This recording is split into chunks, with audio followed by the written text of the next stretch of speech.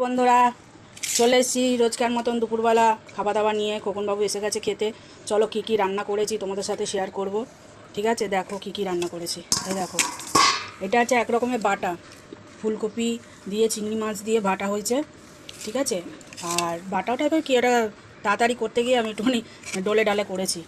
আর এটা হচ্ছে 5 রকমের ভাজা, আর আরও করেছি, দাঁড়াও দেখাচ্ছি। এই দেখো লাল লাল সোয়াবিন আলুর তরকারি, দেখছো? দাঁড়াও দিচ্ছি, সোয়াবিন আলুর তরকারি। একটু টেস্ট করবো না বাটাটা? হ্যাঁ দেখাচ্ছি, দাঁড়াও কি কি রান্না করছি সব তো দেখাই বন্ধুদেরকে। মাথা গরম করে দিচ্ছি একদম। এই যে খোকনবাবু দেখো না কি কি বলছে, কি নিয়ে বসেছে। ওই দেখো লাল ভাজা বাটাটা নিয়ে বসে আছে। চলো বাটাটা খাও তো, বাটাটা খাও, খেয়ে বলো কেমন হয়েছে। খুব ভালো, কি না পারলো? চিংড়ি মাছ দিয়ে ফুলকপি দিয়ে, এটা তো ভাত খাওয়া যাবে একদম। এই দিয়ে সত্যি কিন্তু খাওয়া হয়ে যায়, খুব দারুণ হয়েছে।